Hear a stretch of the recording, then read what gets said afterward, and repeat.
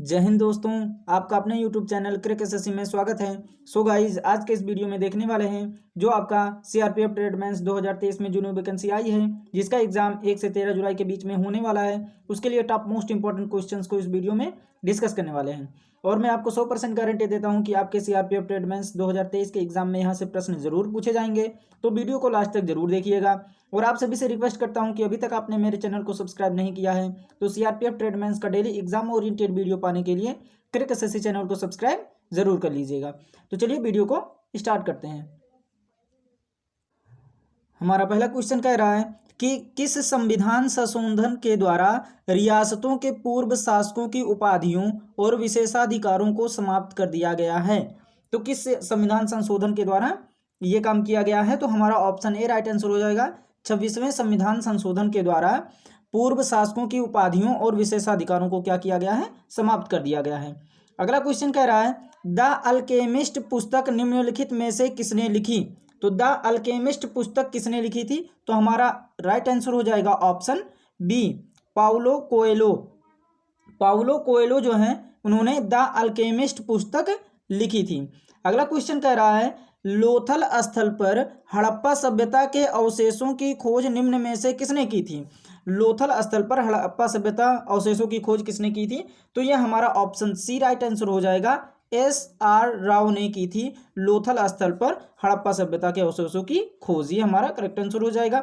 अगला क्वेश्चन कह रहा है निम्नलिखित में से कौन सी सिक्किम राज्य की पारंपरिक नृत्य शैली है? तो सिक्किम राज्य की पारंपरिक नृत्य शैली कौन सी है? तो हमारा ऑप्शन बी राइट आंसर हो जाएगा चुटकी। चुटकी जो है ये सिक्किम राज्य की पारंपरिक नृत्य शैली है। अगर वीडियो पसंद आ रही होगी तो एक लाइक ज़रूर कीजिएगा और अपने दोस्तों तक शेयर जरूर कीजिएगा और वीडियो को अंत तक ज़रूर बने रहिएगा क्योंकि ये आपके सीआरपीएफ ट्रेडमेंस के एग्जाम के लिए बहुत बेनिफिट होने वाले ये सारे क्वेश्चंस हैं, है ना। तो वीडियो में अंत तक ज़रूर बने रहिएगा। अगला क्वेश्चन कह रहा है भारत में राष्ट्रीय उपभोक्ता दिवस किस दिन मनाया जाता है? तो भारत में राष्ट्रीय उपभोक्ता दिवस किस दिन मनाया जाता है? तो हमारा ऑप्शन बी राइट आंसर हो जाएगा। 24 दिसंबर को मनाया जाता है।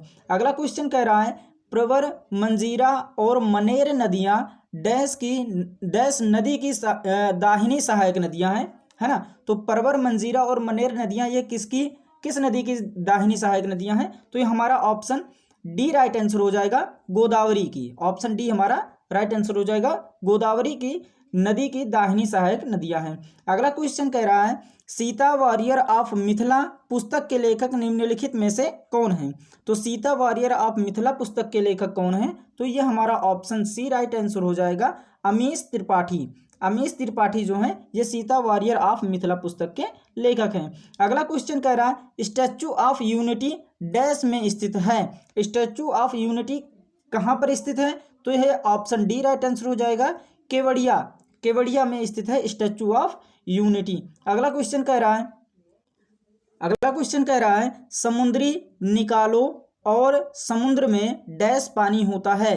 कहने का मतलब यह है कि समुद्र में कैसा पानी होता है, खारा, कड़वा, खट्टा। तो यह हमारा ऑप्शन ए राइट आंसर हो जाएगा, समुद्र का पानी कैसा होता है? खारा होता है। ये हमारा करेक्ट आंसर हो जाएगा। अगला क्वेश्चन कह रहा है सर्वोच्च भारतीय नागरिक पुरस्कार भारत रत्न निम्नलिखित में से किस वर्ष में आरंभ किया गया था?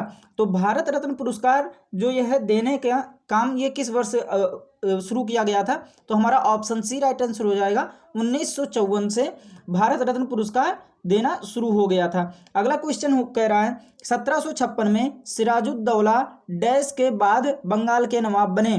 कहने का मतलब यह है कि 1756 में सिराजुद्दौला किस नवाब के बाद बंगाल के नवाब बने थे, है ना। तो ऑप्शन डी राइट आंसर हो जाएगा हमारा, अलीवर्दी खान। अलीवर्दी खान के बाद 1756 में सिराजुद्दौला क्या हुए थे? बंगाल के नवाब बने थे। ये हमारा करेक्ट आंसर हो जाएगा। अगला क्वेश्चन कह रहा है निम्नलिखित में से किस तिथि को विश्व एड्स दिवस मनाया जाता है? तो यह हमारा ऑप्शन सी राइट आंसर हो जाएगा, 1 दिसंबर को विश्व एड्स दिवस के रूप में मनाया जाता है। अगर वीडियो पसंद आ रही होगी तो एक लाइक ज़रूर कीजिएगा और वीडियो में अंत तक ज़रूर बने रहिएगा। जो आप सीआरपीएफ ट्रेडमेंस के लिए बहुत बेनिफिट होने वाले क्वेश्चंस ये सारे हैं जो आपके एग्जाम के लिए बहुत इंपॉर्टेंट हैं, है ना। तो इसलिए वीडियो में अंत तक जरूर बने रहिएगा और चैनल को सब्सक्राइब जरूर कर लीजिएगा ऐसे ही एग्जाम ओरिएंटेड वीडियो पाने के लिए। अगला क्वेश्चन कह रहा है डैश एक खोखली लौकी में बांस के दो छोटे पाइप लगाकर बनाया गया है।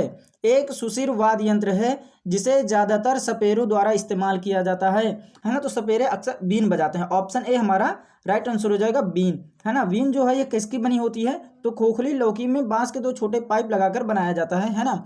तो ये बीन हो जाएगा हमारा करेक्ट आंसर। अगला क्वेश्चन कह रहा है निम्नलिखित में से किस लड़ाई में ईस्ट इंडिया कंपनी ने मैसूर पर कब्जा कर लिया था, है ना। तो किस लड़ाई में मैसूर पर कब्जा कर लिया था ईस्ट इंडिया कंपनी ने? तो ये हमारा ऑप्शन सी राइट आंसर हो जाएगा। प्लासी की लड़ाई में। किसमें?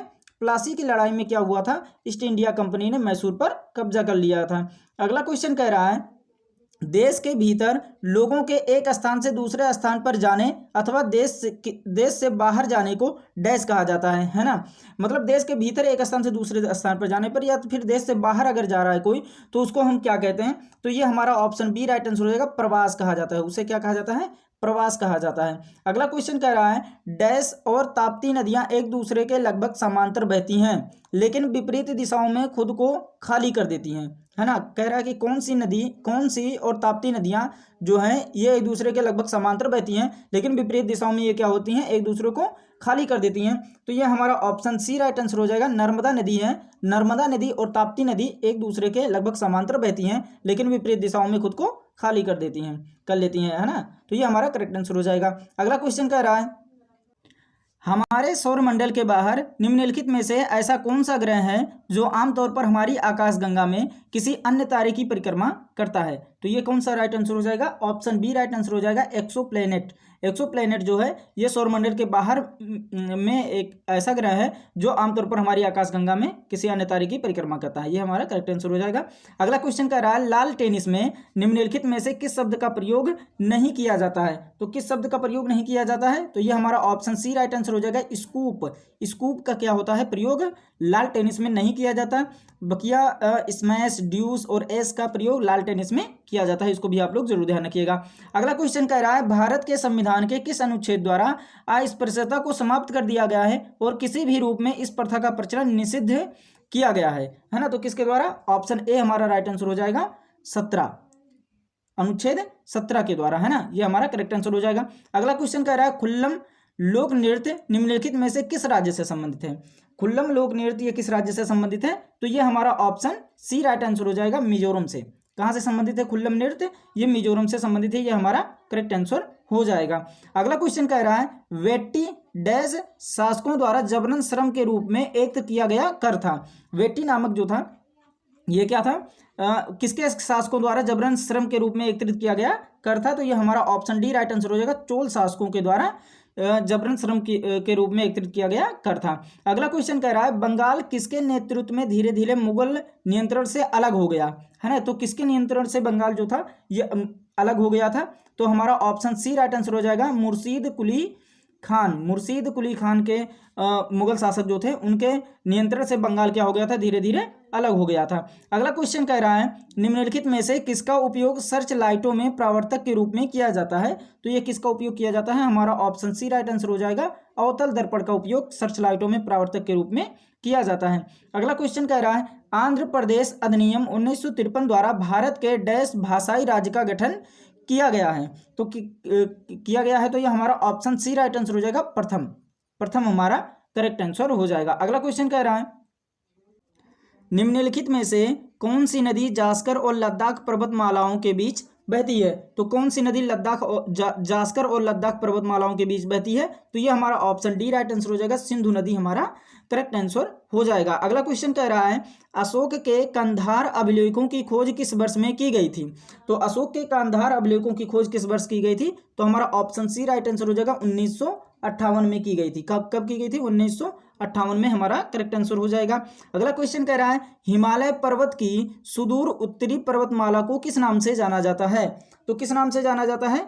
हमारा ऑप्शन सी राइट आंसर हो जाएगा। महा हिमालय के नाम से जाना जाता है। हिमालय पर्वत की सुदूर उत्तरी पर्वतमाला को महा हिमालय नाम से जाना जाता है। ये हमारा करेक्ट आंसर हो जाएगा। अगला क्वेश्चन कह रहा है निम्नलिखित में से किसने हैदराबाद की चार मीनार का निर्माण करवाया था? तो किसने करवाया था? तो ये हमारा ऑप्शन डी राइट आंसर हो जाएगा। मोहम्मद कुली कुतुब शाह ने हैदराबाद के चार मीनार का निर्माण करवाया था। इसको आप लोग जरूर ध्यान रखिएगा, ये क्वेश्चन कई बार एग्जाम में पूछे जा चुके हैं। अगला क्वेश्चन कह रहा है निम्नलिखित में से कौन सा खनिज अधात्विक खनिजों की श्रेणी में नहीं आता है। तो अधात्विक खनिजों की श्रेणी में कौन सा खनिज नहीं आता है, तो हमारा ऑप्शन सी राइट आंसर हो जाएगा बॉक्साइट। बॉक्साइट जो है ये अधात्विक खनिजों की श्रेणी में नहीं आता है। अगला क्वेश्चन कह रहा है निम्नलिखित में से किसने मांडू को अपनी राजधानी बनाया। तो मांडू को अपनी राजधानी किसने बनाया था, तो होसांग शाह ने मांडू को अपनी राजधानी बनाया था। तो ये आपके 30 क्वेश्चन हैं जो आपके एग्जाम के लिए बहुत बेनिफिट होने वाले हैं ना। और आप लोग चैनल को सब्सक्राइब जरूर कर लीजिएगा, क्योंकि इसी चैनल पे आपको हिंदी, रीजनिंग और मैथ के भी वीडियो प्रोवाइड कराए जाएंगे, है ना। अगर वीडियो पसंद आ रही होगी तो एक लाइक जरूर कीजिएगा, चैनल को सब्सक्राइब कर लीजिएगा और अपने दोस्तों तक शेयर जरूर कीजिएगा और कमेंट करके बताइए कि आपको ये वीडियो कैसी लगी, है ना। मिलते हैं नेक्स्ट वीडियो में, तब तक के लिए take care and bye bye.